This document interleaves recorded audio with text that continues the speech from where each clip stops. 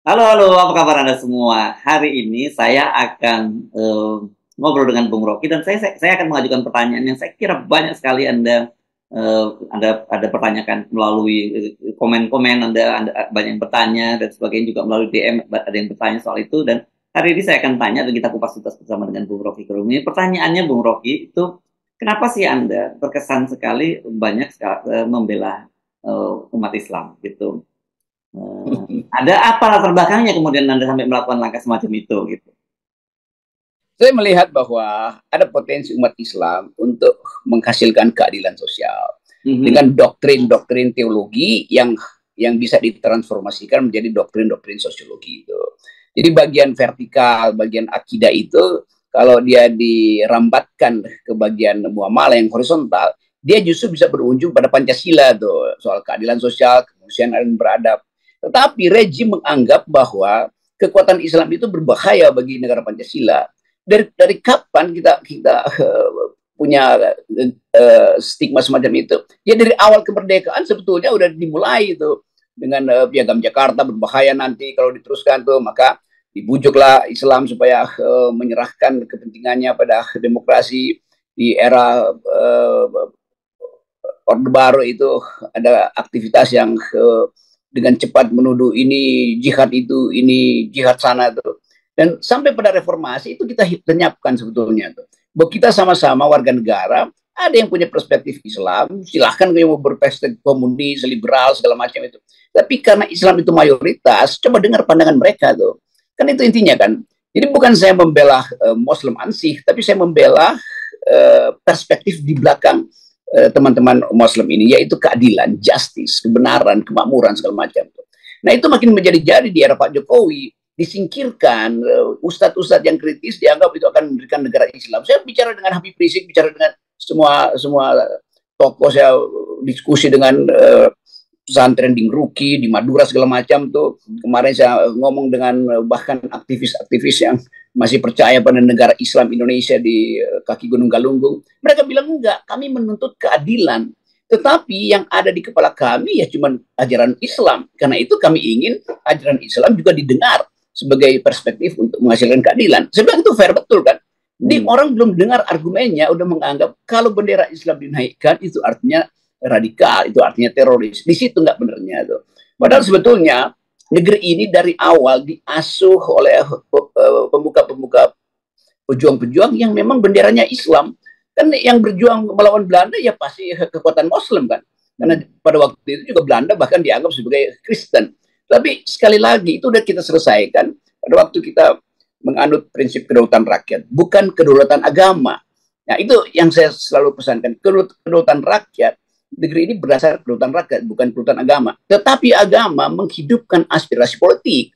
Kan itu intinya tuh. Jadi Ya. setiap kali ada semacam sinisme pada politik Islam, saya terganggu. Oh ini kok nggak demokratis ya? Kenapa mesti dihalangi itu? Biarkan orang berpendapat.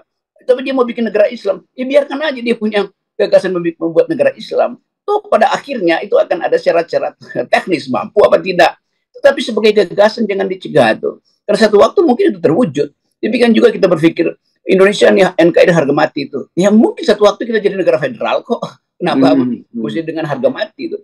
Jadi Ya. saya kira itu argumen yang paling kuatnya adalah menginginkan ada perspektif untuk dibicarakan, dan perspektif justice, keadilan versi Islam sangat layak untuk dipertimbangkan sebagai alternatif di dalam kita membangun negara.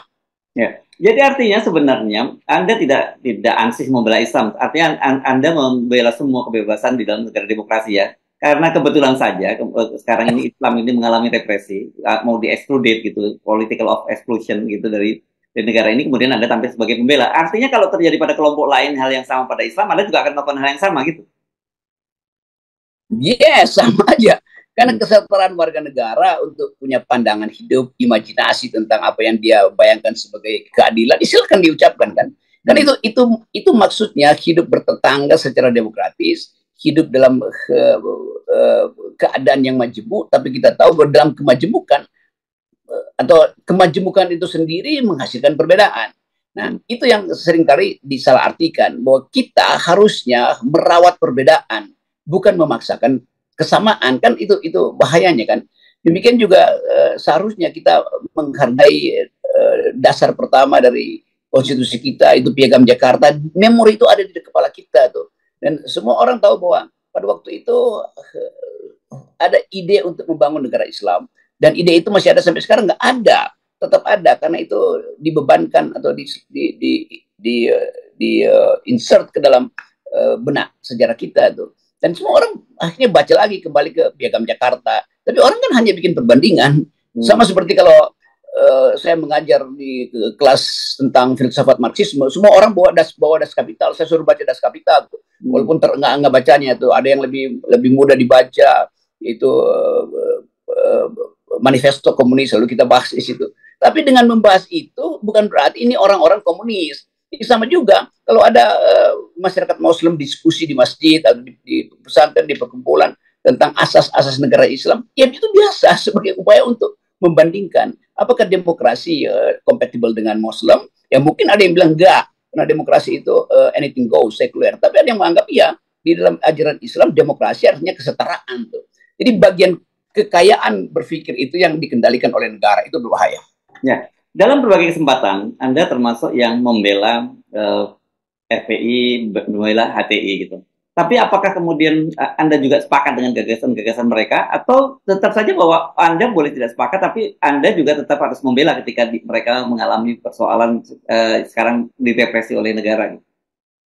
Iya, banyak orang yang mempertanyakan itu. Saya tanya pada mereka yang menganggap saya membela. Kalian tahu nggak apa yang di kepala hati? Oh, kita nggak tahu tuh, poin dia radikal. Lo kalian nggak tahu, tapi kalian mau larang mereka tuh. Ketahui dulu. Atau bahkan ada FPI itu kekerasan. Oh iya, saya tahu. Saya berteman dengan Munarman. Kenapa Anda berteman dengan Munarman? Lo Munarman teman saya sejak LBH. Tapi dia bikin kekerasan di Monas. Waktu dia bikin kekerasan di Monas, saya yang pertama kali mengucapkan, ini lu udah gila lu mana? Lu nggak ngerti dalil-dalil yang ada di LBH. Kemudian dia dihukum tuh. Jadi sebetulnya nggak ada soal. Tetap saya akan tuntut kalau bikin kekerasan. Tetapi negara bikin kekerasan legislasi, yaitu menutup FPI, membubarkan hati. Nggak boleh itu. Itu nggak ada alasan negara untuk membubarkan pandangan yang berbeda. Ini pandangan. Kalau dia gerakan ya oke.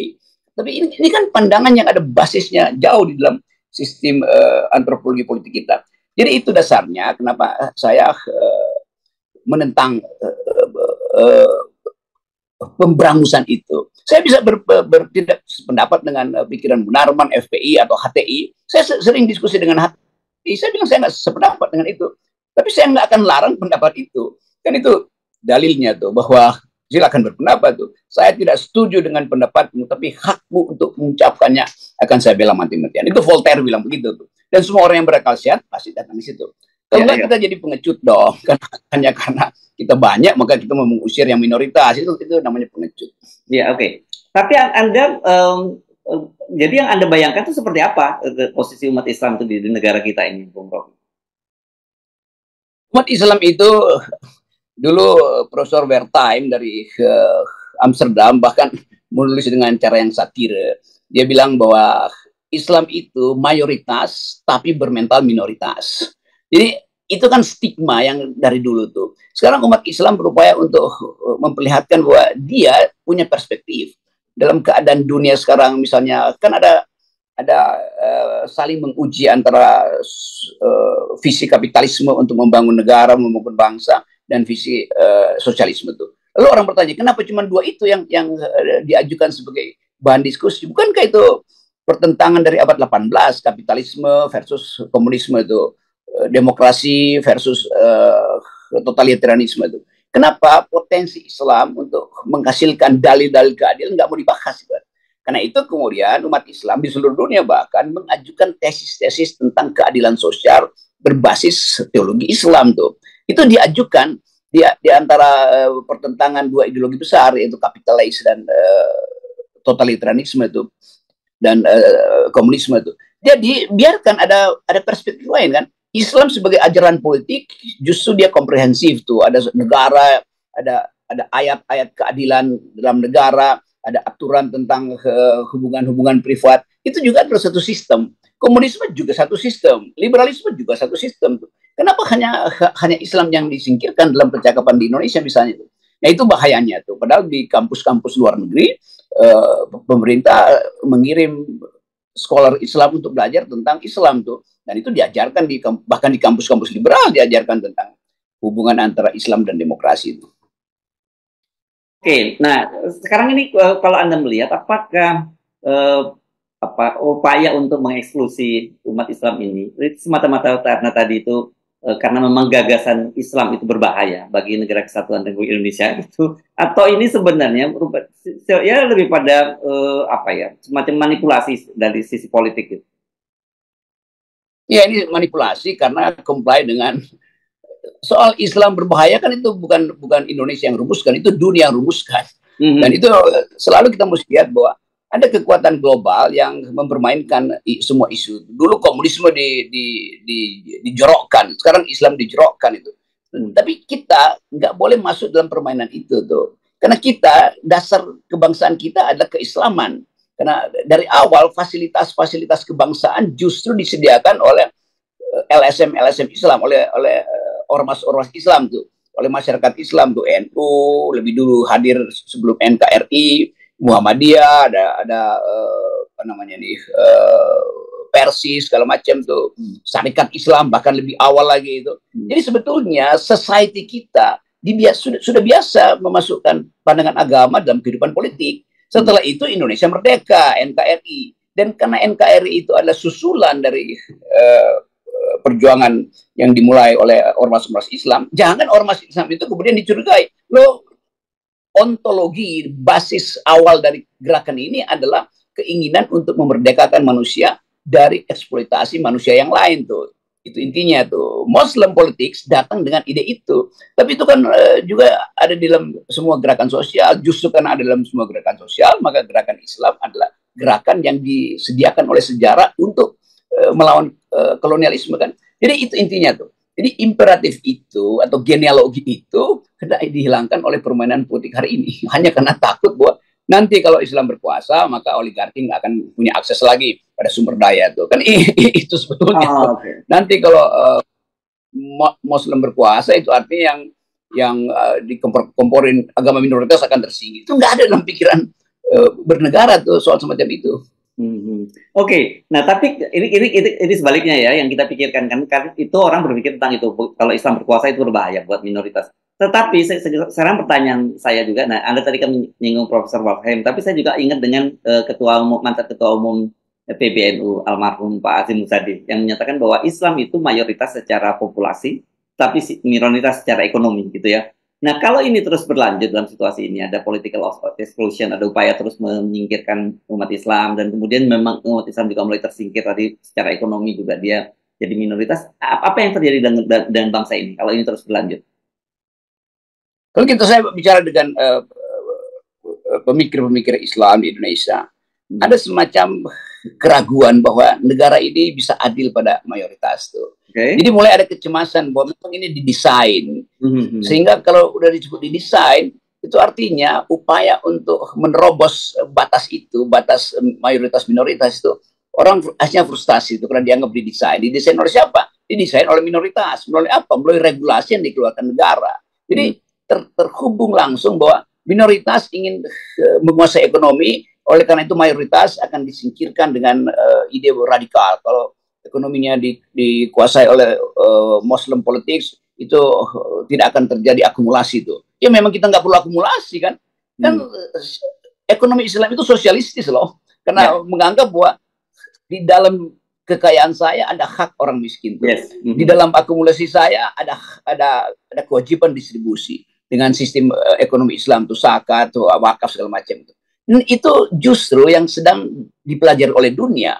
Dunia berupaya untuk mempelajari bahwa selama ini ratusan tahun, 300 tahun, atau bahkan yang terakhir mungkin 80 tahun yang lalu, ekonomi dunia itu dikendalikan oleh dolar melalui kesepakatan Bretton Woods segala macam itu, di peg emas, lalu sekarang di peg dolar.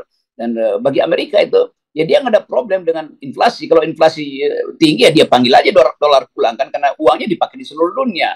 Indonesia nggak mungkin mengikuti Amerika karena uang Amerika itu cuma dipakai dari Sabang sampai Merauke tuh. Nah, Muslim menganggap bahwa ada currency lain itu, dinar misalnya itu. Ya uji aja kan soal-soal itu karena dia bisa dipakai di banyak negara, terutama negara Muslim tuh. Lalu pemerintah takut. Loh ini cuman hipotesis di kepala untuk dibuktikan kan. Nah, sekarang kita masuk dalam dunia yang nggak pakai lagi mata uang fisik, pakai cryptocurrency, Bitcoin segala macam tuh. Jadi sebetulnya ketakutan negara itu itu sebetulnya ketakutan dari orang-orang yang merasa kalau Muslim berkuasa akumulasinya akan terganggu. Padahal seluruh dunia yang non Muslim pun dunia yang non Muslim, Eropa itu mempersoalkan akumulasi itu. Kalau partai buruh di Eropa atau partai-partai kiri atau kiri tengah itu mempersoalkan akumulasi menyebabkan pemanasan global, menyebabkan disparitas. Jadi betul bahwa keadilan itu memang drive utama dari Muslim politics. Ya, jadi sebenarnya kalau kita kan kemarin sebelumnya kita juga bicara tentang kompatibel tidak Islam dengan demokrasi, justru dengan tadi itu justru Islam yang paling kompatibel dong, karena tadi semangatnya tadi anti akumulasi, terus kemudian juga soal keadilan yang paling diutamakan gitu dibandingkan ketika berhadapan dengan kelompok-kelompok kapitalisme yang doktrinnya ya akumulasi dan bagaimana mereka menguasai sumber daya sebesar-besarnya gitu. Iya, memang itu dasarnya adalah kesetaraan solidaritas, bahkan human solidaritas. Ya. Tetapi kekhawatiran para akumulator, kapitalis segala macam, itu kemudian dicari cara supaya Islam itu jangan dilihat dimensi keadilannya, tapi dilihat dimensi ayat-ayat yang mendorong kekerasan kan. Kan itu yang dieksploitasi kan. Wah, Islam itu ayat-ayatnya penuh dengan kekerasan. Loh, ayat-ayat kekerasan itu ada zamannya. Ketika Nabi memerlukan ayat kekerasan, maka asbabun nuzul turunlah ayat-ayat kekerasan itu kan, karena lagi perang tuh. Sekarang lagi keadaan damai, ayat-ayat yang memperlihatkan kesosialan manusia, humanitarianisme itu nggak mau diperhatikan oleh para penentang Islam kan. Padahal di dalam Quran, di dalam filsafat Islam itu begitu banyak ayat-ayat yang menginginkan persahabatan, menuntun pada keadilan, memaksa orang untuk berkata jujur. Kan itu semua sesuatu yang humanisme itu, sesuatu yang sila kedua dan sila kelima itu. Jadi sebetulnya banyak orang yang sebetulnya sentimen aja tuh dan merasa khawatir, lalu karena nggak mampu berargumen, lalu minta negara untuk memboikot politik Muslim tuh dengan mengedarkan Islamofobi. Ya, dan politik partisan dan sebagai politik aliran politik, sebutkan begitu ya. Jadi benar-benar ini memang betul-betul manipulatif ya, karena mereka menyembunyikan agenda sesungguhnya dari upaya untuk menyingkirkan kekuatan politik Islam dari Indonesia itu. Iya, itu manipulatif dan seringkali saya berseberangan dengan juga banyak teman saya yang dulu waktu kuliah berpikiran terbuka, tiba-tiba kok jadi picik gitu kan. Lu Roksi apa? Dulu kan lu belajar Marxisme, lu ajarin kita Marxisme, kok sekarang lu pro Islam. Lo Islam itu juga ada keadilan sosialnya, apa bedanya dengan Marxisme itu? Tapi cara mereka memojokkan saya nggak pernah peduli, karena saya nggak berurusan dengan dungu-dungu semacam itu kan.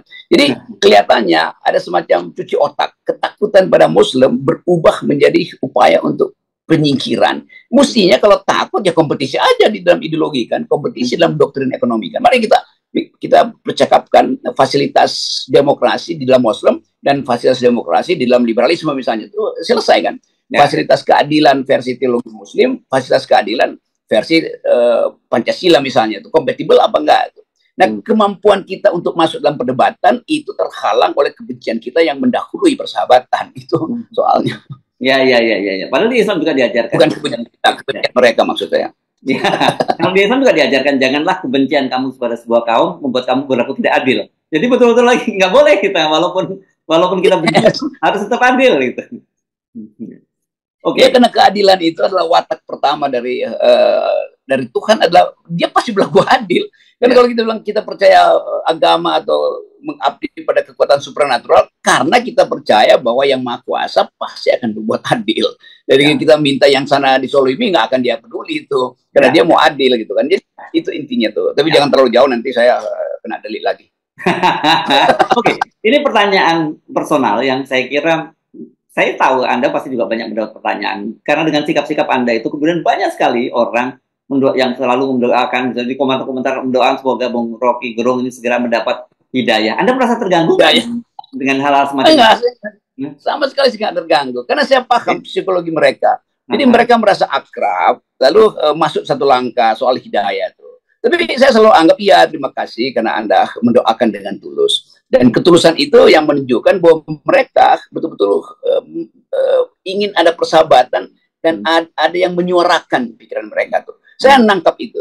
Jadi sekali lagi terima kasih itu sinyal bahwa orang peduli. Tetapi soal kematian, nasib segala macam itu kan permenungan pribadi seseorang itu. Jadi saya anggap bahwa itu bukan paksaan, tapi itu semacam bahkan bukan himbauan, itu semacam penghargaan aja itu bahwa welcome, semacam welcome drink lah itu bahwa oke, dibuka percakapan, dibuka persahabatan. Jadi terima kasih yang mendoakan saya dapat hidayah, dan itu artinya doa yang tulus dalam upaya kita untuk menyatakan bahwa mari kita sama-sama rawat bangsa ini dalam kemajemukan tuh.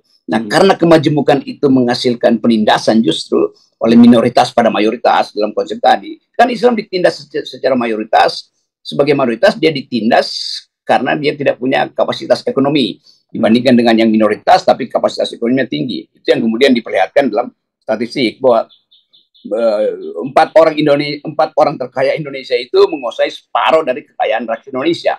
Kalau kita breakdown secara antropologi, itu pasti yang menguasai itu non-Muslim. Dan yang dikuasai itu adalah masyarakat Muslim. Tapi kalau itu kita ucapkan, itu juga berbahaya secara politik. Tetapi dasarnya memang itu. Nah, bagi mereka yang melihat sinyal itu, merasa negara tidak berpihak pada mereka yang tersisih, yaitu kaum miskin yang mayoritas adalah umat Islam. Oke, tapi tenang aja Bung Rocky, di antara sekian banyak orang yang mendoakan Anda sedapat hidayah, itu ada juga yang waktu itu kan Anda ingat ya, waktu dalam sebuah dialog kalau nggak salah, saya di Ciledug yang Anda dilarang untuk masuk Islam gitu, karena menurut mereka Anda jauh lebih bermanfaat membela orang Islam dalam kondisi Anda bukan orang Muslim. Kalau orang Muslim bela orang Muslim biasa, tapi kalau seorang Rocky Gerung yang membela Muslim itu jauh bobotnya berbeda gitu. Ya itu juga terima kasih bagus karena dia menguji sebetulnya fungsi dari seorang kritikus itu. Jadi dia tahu bahwa kritikus itu sebetulnya dari dalam dirinya itu udah jujur tuh. Nah, kalau kejujuran itu basis dari semua agama ya udah nggak ada soal lagi kan sebetulnya. Tapi sekali lagi yang formal seringkali orang ingin tagih. Tapi saya selalu mengatakan ya udah itu urusan pribadi tuh. Tetapi yang nggak boleh berhenti adalah kritik terhadap keadaan. Jadi mari kita upayakan supaya betul-betul sinyal keadilan itu ditubuhkan dari segala macam agama, dari segala macam perkumpulan kemanusiaan tuh. Hanya itu yang memungkinkan kita menghalangi oligarki, mengembalikan keakraban, bisa bermimpi kembali tentang Indonesia yang majemuk, dan betul-betul pintu gerbang itu bisa kita lewati nanti. Ya, oke. Ini kepo aja ya pertanyaan. Saya kira pertanyaan juga banyak orang. Bagaimana sih Anda bisa merasa nyaman gitu bergaul dengan orang yang berbeda pandangan Anda juga termasuk berbeda dengan berbeda agama dengan Anda? Saya nggak punya sentimen, saya nggak punya kecurigaan tuh. Jadi kalau ada kecurigaan bahkan bergaul dengan orang yang sama aja kita udah mau diapain ya. Jadi kalau kita datang dengan kelegaan, ya apa? Seringkali orang sudutkan saya itu bahaya Anda bergaul dengan Muslim yang radikal. Saya apa bahayanya tuh? Kan dia juga ingin mengucapkan pikiran dia secara radikal. Saya sering terangkan justru orang yang bermutu itu dia ucapkan radikalisme dalam otaknya, dalam pikirannya tuh, bukan sembunyi-sembunyi tuh. Jadi di situ fairness-nya tuh. Dan orang wah hati-hati Rok nanti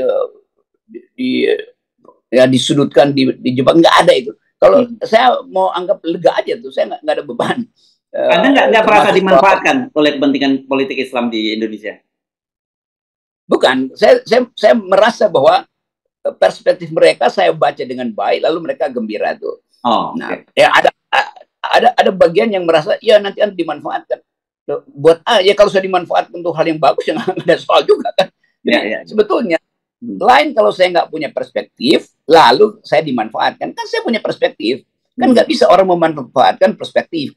Yang bisa dimanfaatkan adalah posisi politik. Nah, saya nggak punya posisi politik. Apa yang mau dimanfaatkan? Oke. Saya kira clear ya. Buat Anda yang mau mendoakan Bung Rocky itu tetap dapat hidayah, silakan. Anda mau melarang Bung Rocky untuk tidak masuk Islam karena lebih bermanfaat Bung Rocky tidak menjadi Muslim juga silakan gitu ya Bung Rocky ya. Iya, jadi itulah. Kan bagus juga kan ada orang yang dapat hidayah, ada bilang jangan. Jadi kita tahu maksudnya kan. Tapi semua itu saya tahu dalam upaya untuk merawat lingkungan, jangan sampai kritisisme itu hilang tuh. Jadi saya diasuh oleh mereka yang bahkan yang kontroversi terhadap saya, menganggap ya fungsi-fungsi kritisisme melalui FNN terutama. Kan saya nggak punya forum lain selain FNN untuk bicara hal yang sangat tajam atau refleksi semacam hari ini tuh. Jadi kita perlukan satu upaya untuk menghidupkan kembali diskursus tentang kebangsaan, diskursus tentang kenegaraan, dan terutama diskursus tentang keadilan. Yes, dan saya kira kita bisa bertemu apapun latar belakang Anda, agama Anda, latar belakang politik Anda, kalau Anda mau ingin keadilan ditegakkan, itu kita mulainya dari 0%, ya Bung Rocky ya. Ini ritual yang paling benar adalah 0% nih. Nggak ada yang dilarang. Ya. Yang kita doakan adalah dapat hidayah, Bung Rocky ya. Dapat hidayah 0%. 0%. Dan inilah akidah demokrasi ada 0%. Mantap. Jadi hidayah dan akidah untuk 0%. Oke, thank you, Bung Rocky. Ya, mantap.